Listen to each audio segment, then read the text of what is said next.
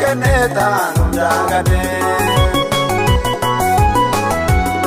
Jaalala jirunko dhugaani osoo si jaadu nyibeesi maali abdii hundaasi irraan yaade si kennetaan daagate.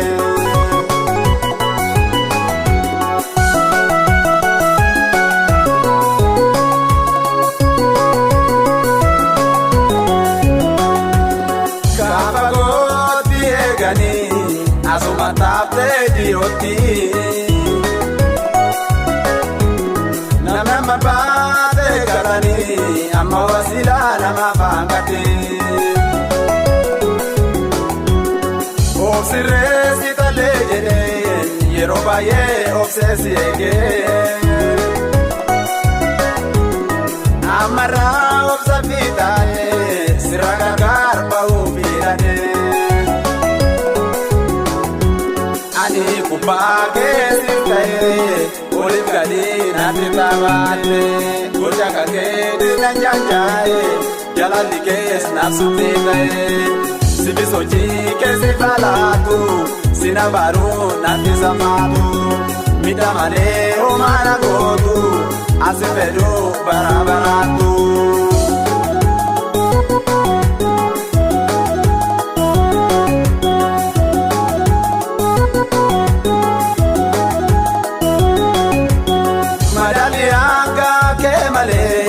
Dabi kanke wasi madalu, dabi kanke pula ke male, kesa kanke ontu nilalu. Madali anga ke male, dabi kanke wasi madalu, dabi kanke pula ke male, kesa kanke ontu nilalu.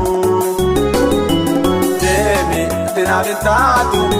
Buute kasirra jaantu naafo rakkuma beeka jarraakos obsaan aneega deemi atina taatu hedduudha kasirra jaantu naafo rakkuma beeka jarraakos obsaan aneega direekos obsaan aneega jarraakos abdiin aneega.